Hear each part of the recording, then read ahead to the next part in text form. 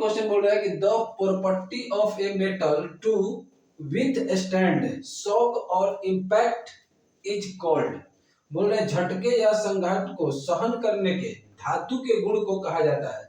एक नंबर में दिया है हार्डनेस कठोरता, दो नंबर में दिया ब्रिटलनेस भंगुरता, और तीन नंबर में दिया है डक्टिलिटी तन्यता, और चार नंबर में दिया है टफनेस चिमड़ापन। इसका सही आंसर क्या होगा? टफनेस चिमड़ापन होगा, 4 नंबर आंसर होगा।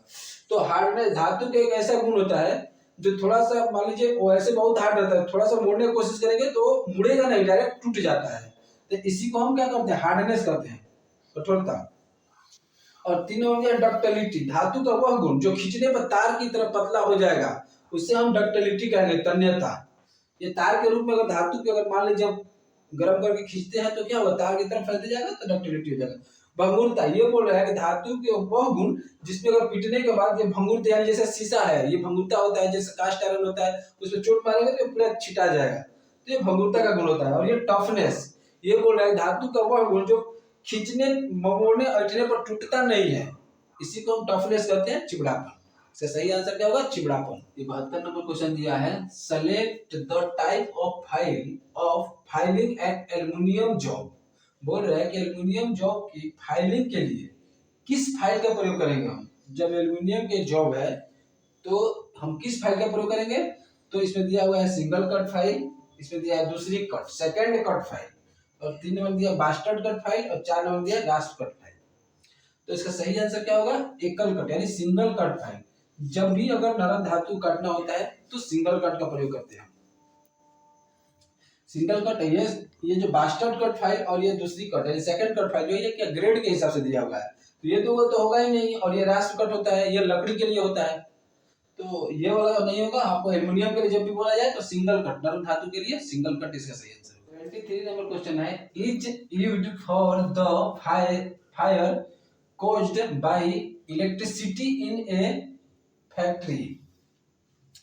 कारखाने में बिजली से लगी आग के लिए डैश प्रयोग करते हैं, मतलब बिजली से जो आग लगेगा उसके लिए हम क्या प्रयोग करेंगे? ऑप्शन दिया गया है वाटर यानी पानी, दो नंबर में दिया है सॉलिड यानी मिट्टी का प्रयोग करते हैं जब बिजली से आग लगे तो, या फिर सीटीसी एक्सटिंग्विशिंग अग्निशामक दिया है ऑल यानी इसमें से सभी कोई भी प्रयोग कर सकते हैं।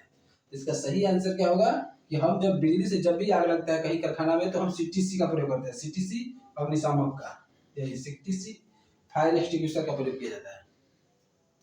तो इसका सही आंसर है पानी की आग होता है। जब ये आपको जब कपड़ा से या कागज में आग लगेगा तो वहाँ पे पानी का यूज करते हैं, और जब गैस से लगेगा तो वहाँ पे हम मिट्टी बालू रहता है तो वहाँ पे डाल देंगे, तो या तेल से जब आग लगता है, सॉरी जब तेल से आग लगेगा तो उस टाइम में हम मिट्टी का ये प्रयोग करते हैं, मिट्टी का प्रयोग। 24 नंबर क्वेश्चन बोल रहा है कि which of the following is the most commonly used flux in A blast furnace. बोल रहा है कि वात्या भट्टी, यानी वात्या भट्टी को हिंदी में क्या बोलते हैं? ब्लास्ट फर्नेस को ही हिंदी में हम बोलते हैं वात्या भट्टी। वात्या भट्टी में सर्वाधिक प्रयुक्त फ्लक्स, ये जो फ्लक्स निम्न में से कौन सा है? ये जो चार्ट ऑप्शन दिया हुआ है इसमें से बोला जा रहा है कौन सा ऐसा फ्लक्स है जो ब्लास्ट फर्नेस में यूज होता है। तो चूना पत्थर, और दिया है लकड़ी का कोयला, और तीन नंबर दिया सिडेराइट, और चार नंबर दिया बॉक्साइट। तो इसका सही आंसर क्या होगा? चूना पत्थर। चूना पत्थर सही आंसर क्या होगा? लाइमस्टोन चूना पत्थर।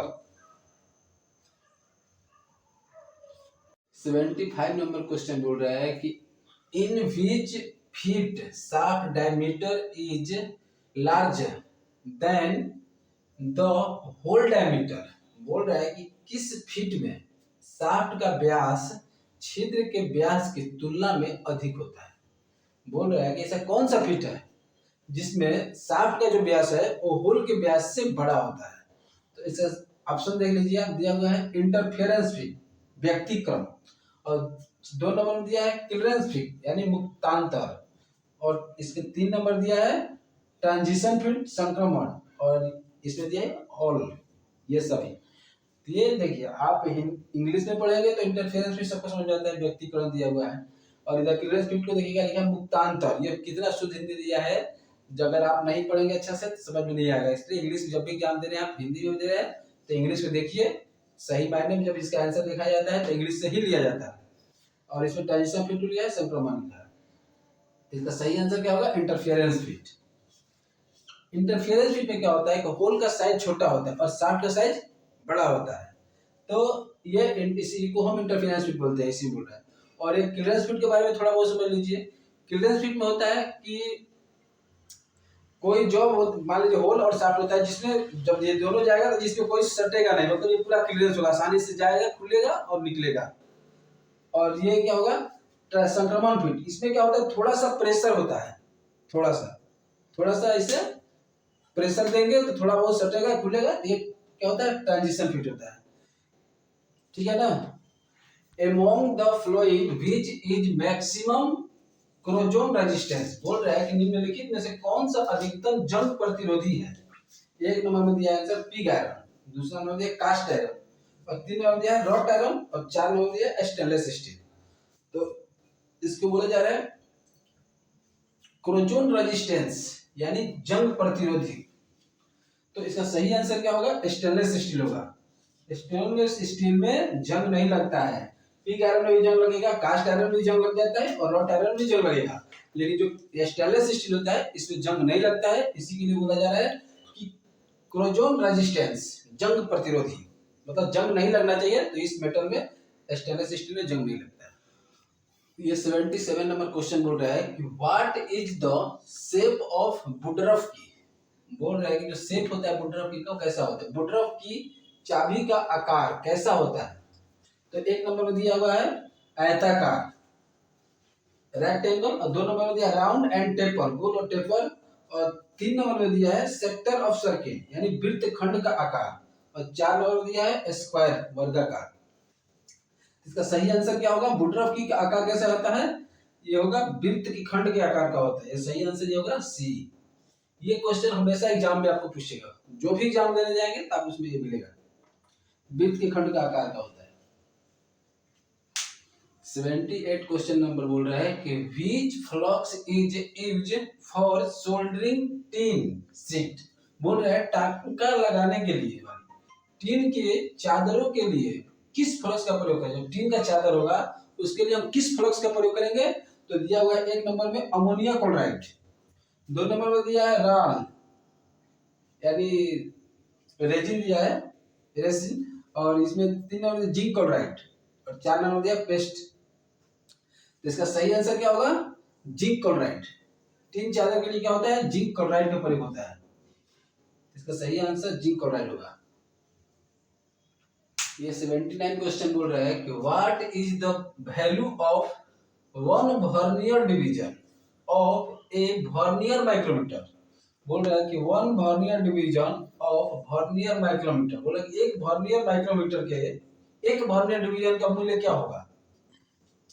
तो एक नंबर में दिया है 0.09 mm, और दो नंबर में दिया है 0.01 mm, और तीन नंबर में दिया है 0.02 mm, और इसमें दिया है 0.002 mm दिया हुआ है। इसका सही आंसर क्या होगा? एक वर्नियर डिवीजन का मान क्या होता है? वर्नियर माइक्रोमीटर एक वर्नियर डिवीजन का मान 0.09 होता है, 0.009। और ये जो दिया हुआ है वर्नियर कैलिपर का दिया हुआ है, और ये दिया है माइक्रोमीटर का लिस्ट काउंट। तो हो गया, इसका सही आंसर क्या होगा? वर्नियर डिवीजन का मान 0.009 mm होता है। 80 नंबर क्वेश्चन बोल रहा है कि carbon content is the medium carbon steel. बोल रहा है कि मध्यम कार्बन इस्पात में कार्बन की सामग्री होती है, मतलब मीडियम कार्बन जो होता है उसमें कार्बन की मात्रा क्या होती है? तो सही आंसर इसमें दिया हुआ है कि ऑप्शन देख लीजिए 0.03 से 0.75%, दो नंबर में दिया 0.6 से 1.5%, और तीन नंबर में दिया हुआ है 0.05 से 0.03%, और चार नंबर में दिया है 0.9 से 1.5%। इसका सही आंसर क्या होगा? ये वाला ए ऑप्शन होगा, 0.3 से 0.75% तक होता है। और बोला जाता है कि जब भी बोला जाता है कि ये मध्यम कार्बन हो गया, मीडियम कार्बन, एक माइल्ड स्टील होता है। जो माइल्ड स्टील क्या होता है? 0.25 से 3 के बीच में होता है मीडियम कार्बन। हाई कार्बन क्या होता है? 75 से 1.5% तक हाई कार्बन स्टील होता है। तो इसमें मीडियम कार्बन दिया है, तो ये इसका सही आंसर क्या होगा? 0.3 से 75% तक सही आंसर।